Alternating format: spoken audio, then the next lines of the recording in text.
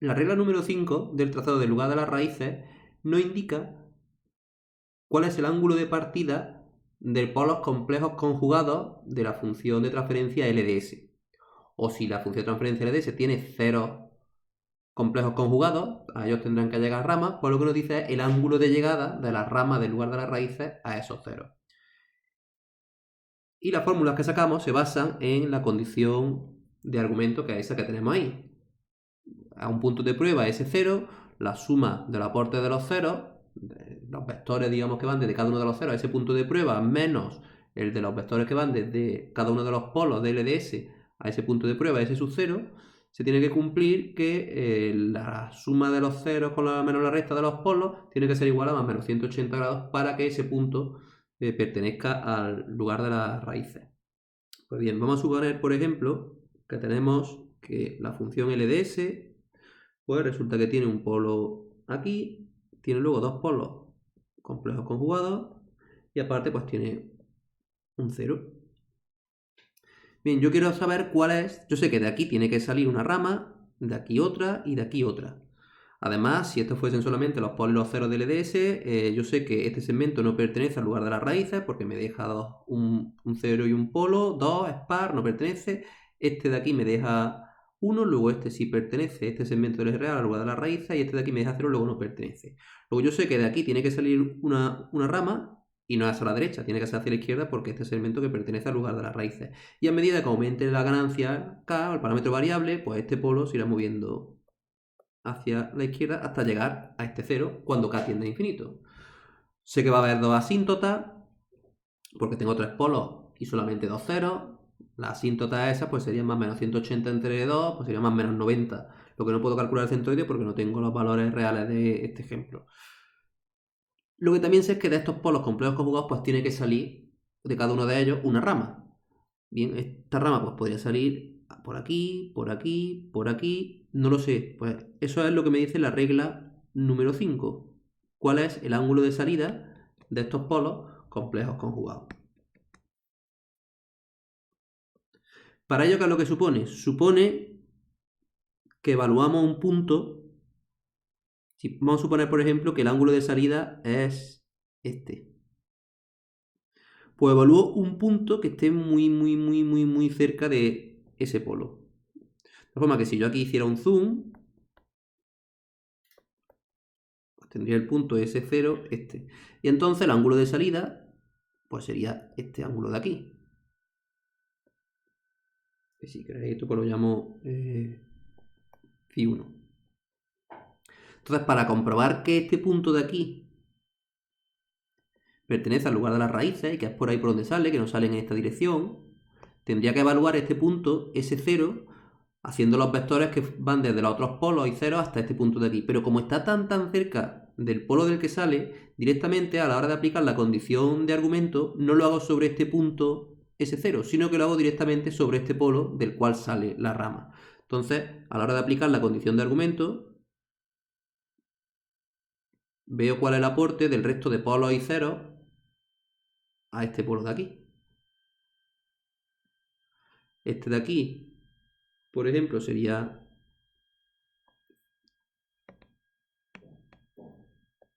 Φ2, este de aquí sería Φ3 y este ángulo pues sería Φ1.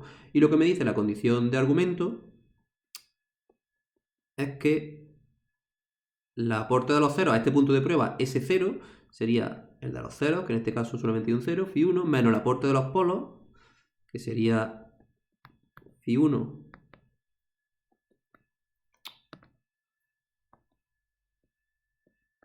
menos Φ2 menos Φ3 tiene que ser igual a más o menos 180 grados.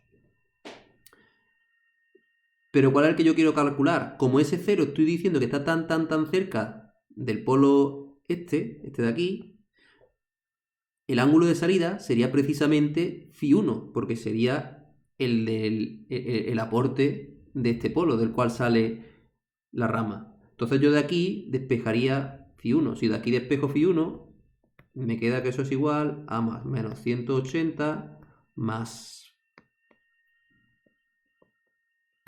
Φ1 menos Φ2 menos Φ3. Y si hubiese más polos, pues me quedarían también restando. Y si hubiese más ceros, pues me hubiesen quedado sumando. O sea, si hubiese habido más ceros, más polos, me hubiese quedado esta expresión. Sumatorio de los ceros menos sumatorio del resto del aporte de los polos, que es la expresión que tenéis puesta aquí, del ángulo de salida de un polo.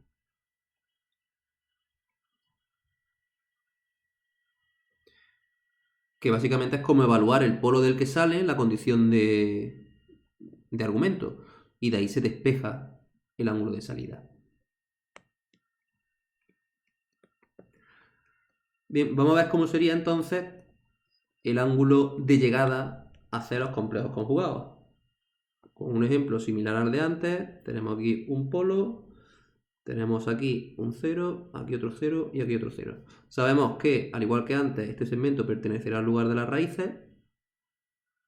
Y ahora faltan polos que tienen que venir de asíntotas, que serán también de más o menos 90 grados, y tienen que acabar en estos ceros. ¿Por dónde llegan las ramas? Por aquí, por aquí, por aquí. Pues bien, vuelvo a hacer lo mismo de antes. Voy a suponer un punto que va a llegar por aquí. Y voy a suponer un punto que está muy cerca, que es el punto que vamos a evaluar, ese 0. Entonces tendría que trazar los ángulos o los vectores que van desde los ceros y los polos a ese punto de prueba.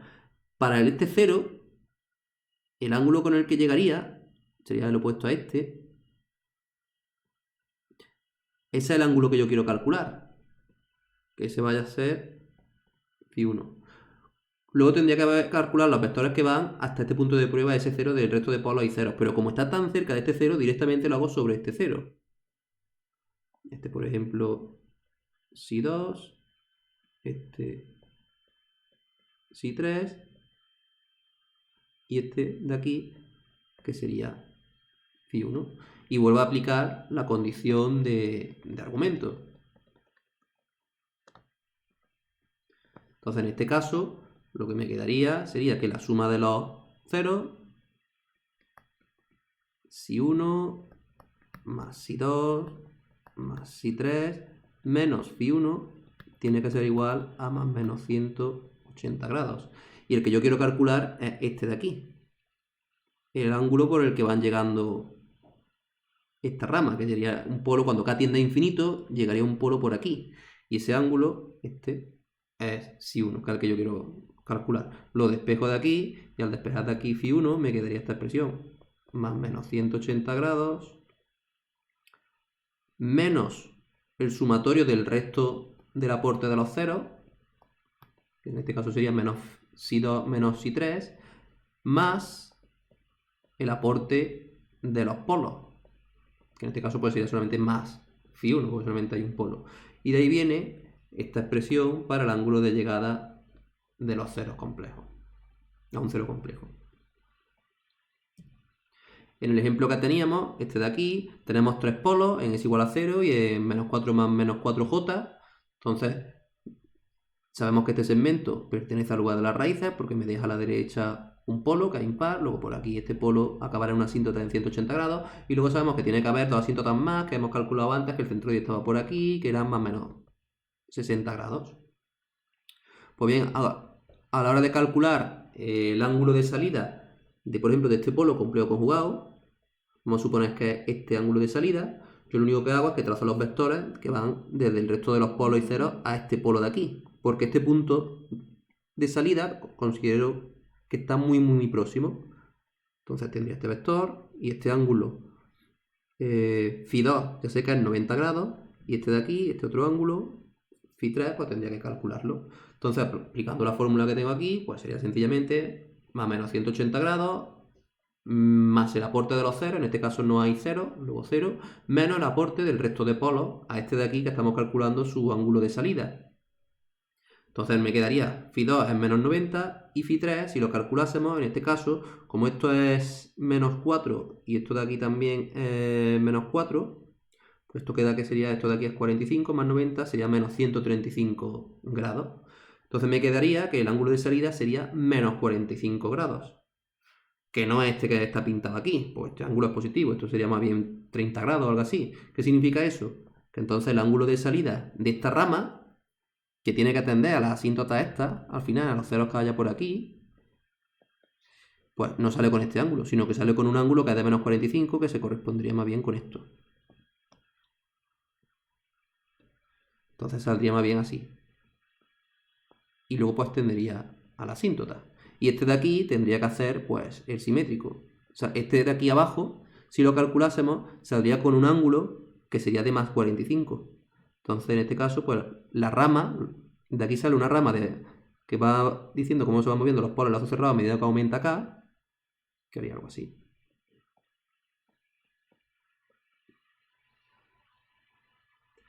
Esto de los ángulos de salida de los polos complejos o los ángulos de llegada a los ceros complejos conjugados, pues bueno, puede tener cierto interés para dibujarlo el trazado aproximado de una manera un poquito más precisa, pero no es tampoco un paso crítico a la hora de dibujar de manera, de esbozar, digamos, el lugar de las raíces.